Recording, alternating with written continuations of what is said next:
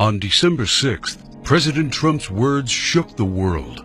He recognized Jerusalem as the capital of Israel, and whether he knows it or not, fulfilled his part in a frightening biblical prophecy. Because according to the final chapters of the Bible, our country and every American citizen are about to face its greatest tribulation. Only the church leaders know the true meaning of this biblical prophecy that is encrypted in the writings of 4 ancient prophets, inspired to send a warning across the centuries to all true Christians and patriots. Therefore, before watching this documentary, be forewarned. You are about to see how all the world's leaders and their armies are silently playing their part in the lead up to the greatest and darkest event in human history. An event that may leave 290 million Americans dead in its wake. Once you witness the chilling evidence of the words of our Lord coming true, there is no turning back. It will simply be impossible for you to go about your daily life like you used to before knowing the truth. But take comfort, for it is God's will that you are here now, so that you may have the time to prepare, and maybe grant you salvation from all the wickedness of our times. And if you're feeling skeptical right now, let me ask you one question. Who would have thought 70 years ago that the Jewish people would have a country to call their own? Only those who read Ezekiel chapter 37. That is what the prophet wrote 2,700 years ago. The hand of the Lord was on me, and set me in the middle of a valley. It was full of bones. Then he said to me, "These bones are the people of Israel, my people. I will take the Israelites out of the nations where they have gone. I will gather them from all around and bring them back into their own land. I will make them one nation in the land on the mountains of Israel." Word by word, the prophecy made by Ezekiel came true. In 1947, the nation of Israel was born after the horror of the Holocaust, symbolized by the Valley of Bones. Scattered for more than 2,000 years, the Jewish people come from all over the world into this new state and made it an economic and military power. Yet, it was not whole. Israel needed Jerusalem to become its rightful capital again, and that only happened with the support of President Trump.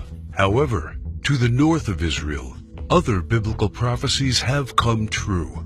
The prophets Isaiah and Jeremiah write about this Syrian civil war. This is what the prophet Isaiah says: "Damascus will no longer be a city, but will become a heap of ruins."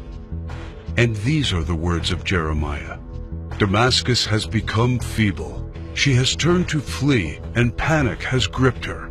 Anguish and pain have seized her. Surely her young men will fall in the streets." For 5,000 years, the capital city of Syria stood as one of the oldest and most prosperous cities in the world. But the civil war began in 2011 and turned it into a ruin. Not only do the prophets talk about the war, but also the refugee crisis and the deaths of its men fighting for one side or the other. The army of Syrian dictator Bashar al-Assad has been fighting the rebels backed by the United States, Israel, Turkey, Jordan, and Saudi Arabia, and ISIS terrorists.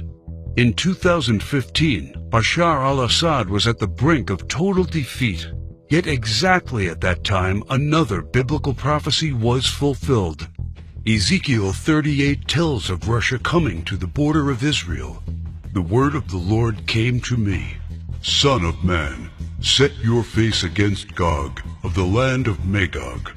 I will turn you around, put hooks in your jaws, and bring you out with your army. In the latter years you will come into the land of those brought back from the sword, and gathered from many people on the mountains of Israel." One only has to look at the map of the world as it was known at the time of the prophet to understand. To the north of the Caspian Sea, we find the people known as Magog, inhabiting the land known as Rosh. Over time, the ancient name of Rosh became current-day Russia. Twice, Ezekiel says that Magog will bring his armies from the extreme north to the border of Israel. None other than President Ronald Reagan, a devout Christian, said many times he truly believed Russia to be Magog according to Ezekiel. What about the word Gog? Bible scholars agree that the word Gog is not an actual name, but a title. He is the ruler of the land of Magog, like a king or a czar. Ezekiel clearly says that Russia will come to the mountains of Israel in the latter years. This happened in September 2015 and never before. For the first time in history, the Russian Army, Navy, and Air Force became involved in a war in the Middle East. According to Ezekiel, Magog's armies has several allies: Persia, Cush, and Gomer and Togarmah. Iran has been known as Persia for much of its history during the time of the prophets and beyond. Right now, Iranian troops are on the ground in Syria, fighting side by side with the Russians and the forces loyal to the regime of Bashar al-Assad. Put and Cush are the ancient names of Libya and Egypt. Egypt and Libya both suffered civil wars, and the new leadership is very friendly to the Russians. But the greatest surprise is the land known to Ezekiel as Gomer and Togarmah. The historian Flavius Josephus references Togarmah and Gomer as the people that lived on the territory of present-day Turkey. In fact, Turkish history books identify these tribes as living on their land at the time of the prophets. 3 years ago, Turkey was a strong NATO ally, but everything changed after the failed coup attempt in 2016. Now, Turkey has become increasingly hostile to NATO and the United States. It forced NATO to remove forces from its bases. It's buying weapons from Russia. It fully condemned the idea of Jerusalem becoming the capital of Israel. And in fact, right now, the Turkish army is in Syria, fighting to defeat the enemies of the Syrian dictator.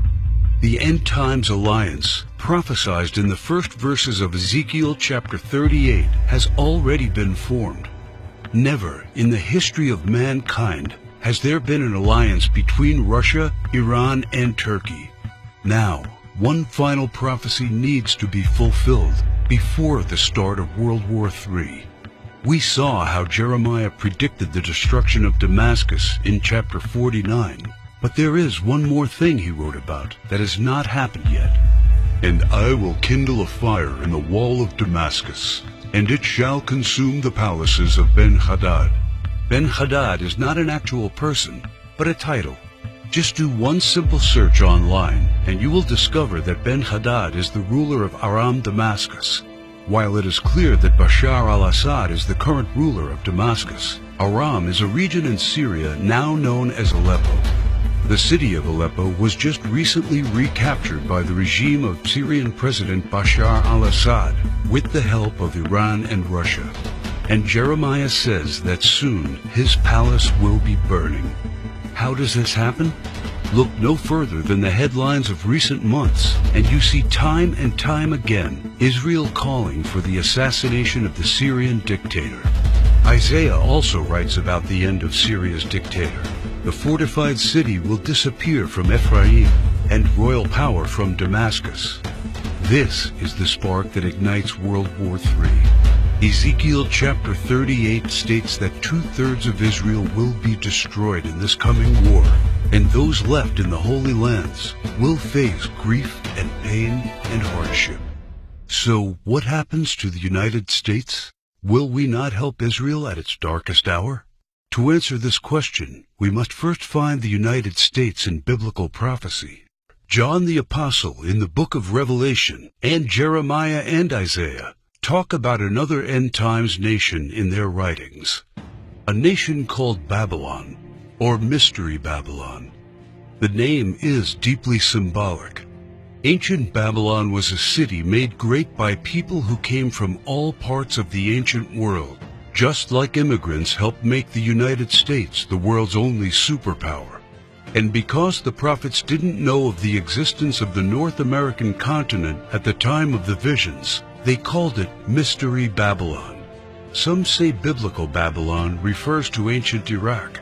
But if that is true, why do the prophets see it as a nation surrounded by waters? O thou that dwellest upon many waters, abundant in treasures, where all who had ships on the sea became rich through her wealth, While biblical Babylon has plentiful access to waters rich in resources, most of Iraq is a desert and has only a narrow stretch of coastline. Why do the prophets talk about pollution when in ancient Iraq there could be no such thing? Thou hast destroyed thy land. I have polluted mine inheritance, and have given them into thine hand. Babylon mounts up to heaven, and descends above the heights of the clouds. These metaphors clearly reference a nation that has discovered flight. It is obvious that Babylon, or Mystery Babylon, can't be ancient Iraq. But the prophets have more to say about this end times nation. Babylon is hailed as a queen among nations, the lady of kingdoms. According to the prophets, Babylon reigneth over the kings of the earth. It is the praise of the entire earth, and an astonishment among the nations. It is a place of great riches, and the merchants of the earth are waxed rich through the abundance of her delicacies. In fact, the prophets say clearly that should something happen to Babylon, all worldwide trade would stop. The merchants of the earth will weep and mourn over her, because no one buys their cargoes anymore. It is the #1 military power, and it's called the hammer of the whole earth. Isaiah in verse 18, chapter 2, talks about how Babylon's beginning would be unique and awe-inspiring. America was created out of the former British colonies, a nation made out of many states just like the prophets foretold. Our ancestors were the first British colonists, and we speak their language. That's the reason why Jeremiah sees England like a mother to the U.S., according to verse 50, chapter 12. More so, the prophets talk about the lion that is on the sigil of the mother of Babylon. England uses the lion as its royal symbol. The last crew the prophets left us is incredibly accurate. The scripture often refers to Babylon as a woman. According to the book of Revelations, she sits atop water and has a golden cup in her right hand and a crown of 7 rays on her head. And the woman which thou sawest in that great city, which reigneth over the kings of the earth. The United Nations, in theory, reigns over all the kings of the earth, and is situated in New York, the great city where you can see the Statue of Liberty. The statue is the most well-known landmark in the U.S., and the symbol of Babylon the prophets are referring to in their clues. So why, then, are they also calling it the Whore of Babylon? The sculptor of the Statue of Liberty was Auguste Bertoldi, a Mason belonging to the Great Masonic Lodge in Paris. Before beginning the Statue of Liberty project, Bertoldi was seeking commission to construct a giant statue of the goddess Ishtar. The Romans also adopted this fertility goddess, but they changed the name to Libertas in Latin, liberty in English. Libertas is the mythological equivalent of Ishtar. Therefore, the Statue of Liberty is in fact a statue of Ishtar, the Babylonian goddess of fertility, love, and sex. According to the ancient Babylonian rituals, one could only be purified of sin after intercourse with a temple priest or priestess of Ishtar. In return for this salvation, a gift offering was needed. Ishtar was the patron mother of the temple priestesses and priests. She was the mother of what we would call today prostitution. This is why Ishtar was seen by early Christians as the Whore of Babylon. And that is why the Statue of Liberty, the symbol of America, is also called by the prophets the Whore of Babylon. Do you think it is just a coincidence that the U.S., the home of the greatest and most famous statue of Ishtar, provides 65% of pornographic movies and adult entertainment to the world? Is it just another coincidence that this is the country where sexual liberation originated and spread to the rest of the world? It's not. It's just like the scriptures foretold. For all nations have drunk of the wine of the wrath of her fornication. The U.S. today has the most powerful economy and military, controls worldwide commerce, is proud and arrogant, has the most developed Air Force and space program, and it is the envy of the world. It houses the Whore of Babylon. It reigns over the kings of the earth. And unfortunately for every living American, It is Mystery Babylon. This is what the prophets say about the great enemy of Babylon. For out of the north there cometh up a nation against her, which shall make her land desolate. They come from a far country, from the end of heaven, and the weapons of his indignation to destroy the whole land. Remember which country the prophet said was from the north? The same country that Ezekiel said will lead a great alliance of nations to the borders of Israel? If war happens, the United States must be the first target. That is why the prophets foretell that at the start of this war, Russia will unexpectedly use a very special weapon, the weapon of indignation, against the whole territory of the U.S., a weapon like which the world has never seen. The Holy Book shows how Babylon will feel the fury of this terrible weapon. This weapon will hit our entire country, and all our defenses will be in vain.